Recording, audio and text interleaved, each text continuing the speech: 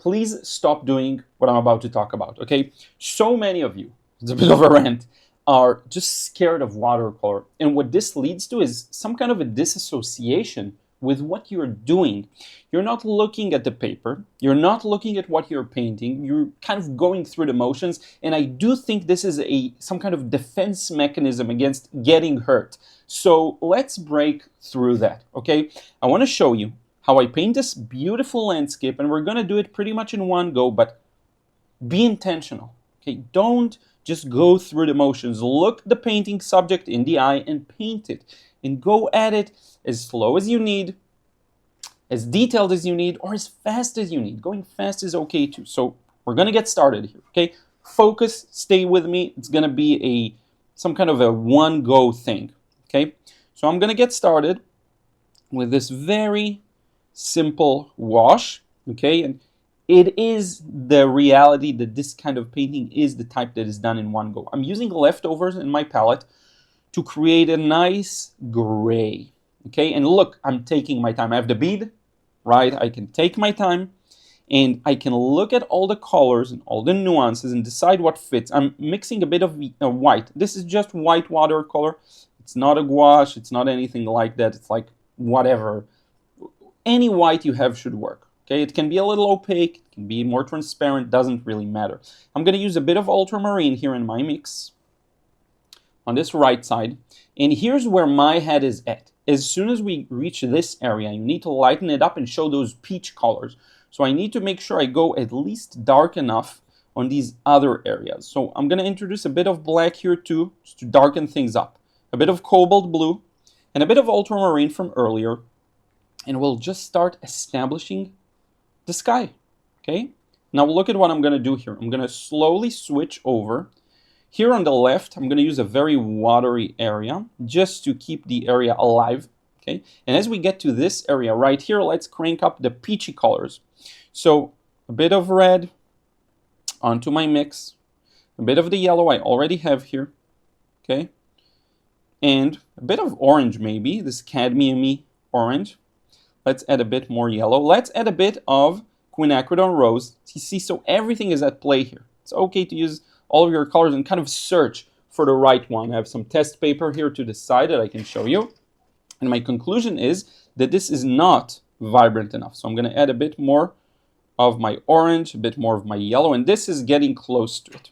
So look at what I'm going to do here. I'm going to keep things wet, but I'm focused. Look, I'm not just going through the motions. I'm actually looking at the paper and figuring out, is my goal achieved? Does this look like what I want it to look, okay? There's a lot of beauty that happens in art when you simply do that. It's the power of focus. Don't disassociate from what you're painting. Don't go through the motions. Don't try to paint a flat wash. Forget about all of these things. They don't matter. What matters is actually be there. Be there for the moment of painting. Look at what you're getting here. Look, this edge almost dried, but it's going to be fine. You know why? Because I was focused enough to know that if I paint it with even just a tiny little gap, it's all going to work out. It's all going to work out fine. Now look, this edge here. Let's meet it somewhere around there. Let's continue. Let's add a bit of blue here. Let's be very mindful of how we paint this scene. Okay.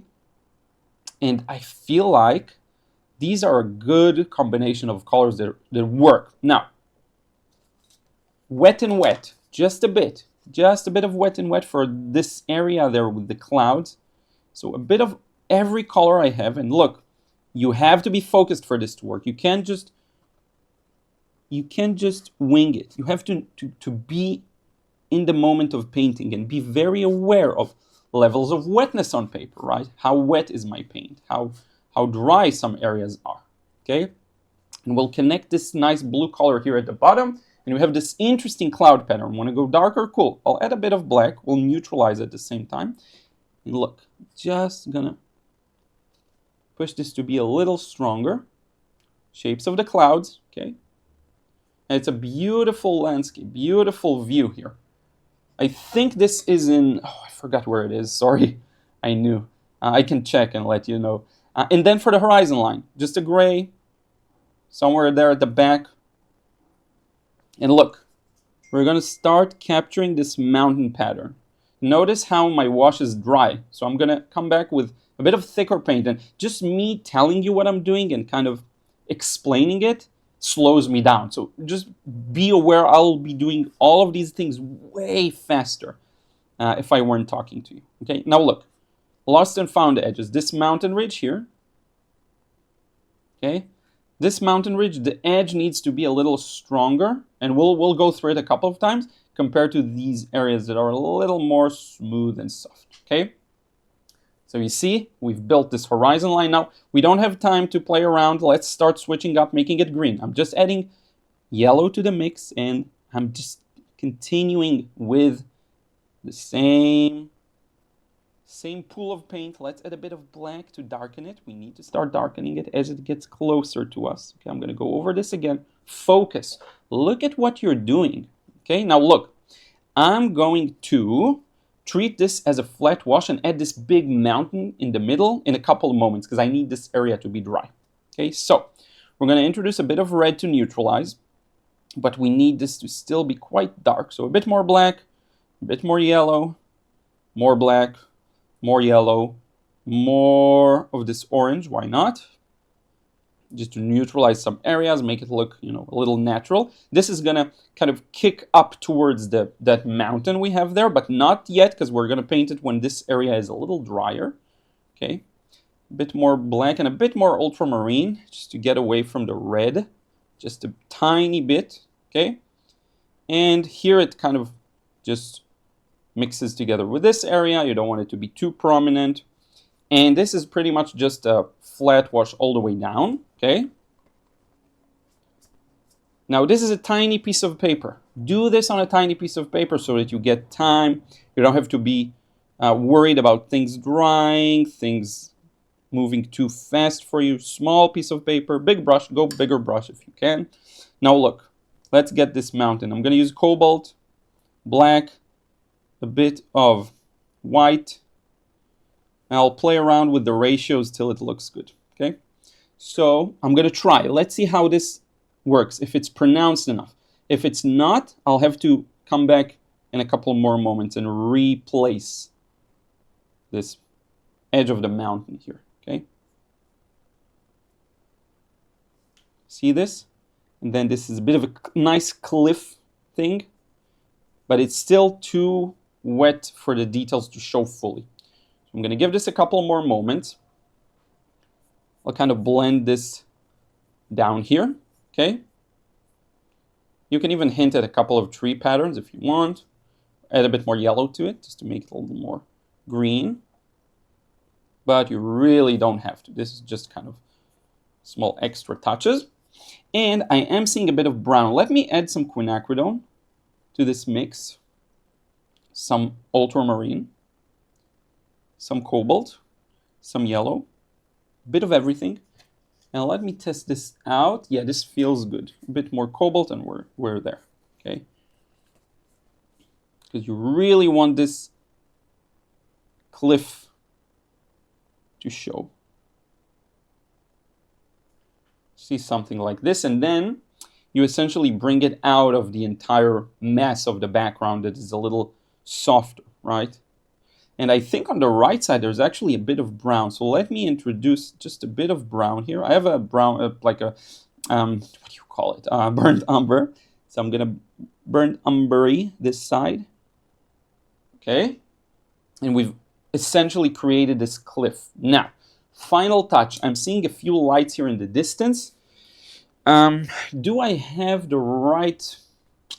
Let's go with the combination of white, and this is actually gouache paint here. So let's go with the gouache here because I am painting over something that's there.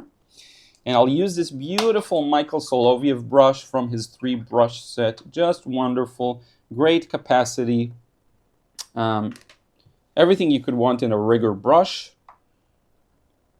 And look, I'm gonna start mixing on my palette this bright light yellow. Very gentle touch. A bit of my white and a bit of my yellow. Okay, you want this to be light enough to show and feel like a highlight, like distant city lights, which, by the way, there's a few speckles that I kind of left there. in my wash. You cannot paint like this without focus. You cannot paint like this by going through the motions. It just will not work. Okay, it just will not work. You have to, and you know, I don't often say this, but because this is about immersion. Look at what you're doing, you know?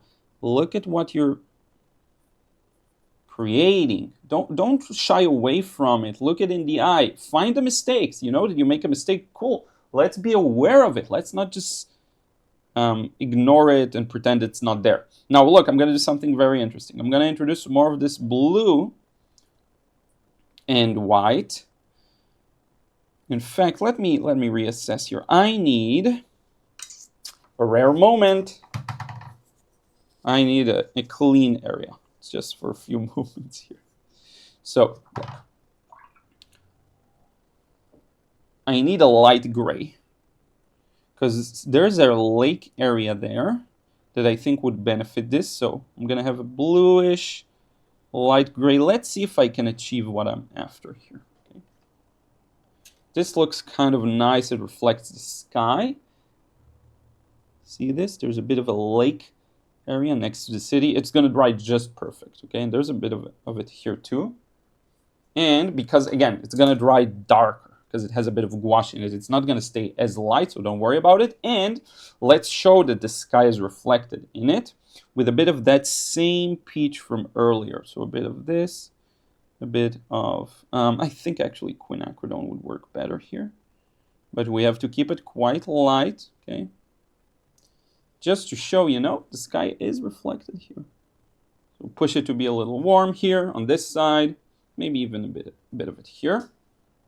Now look, if you want to make sure that it dries light enough, you can dab it a bit, see what happens.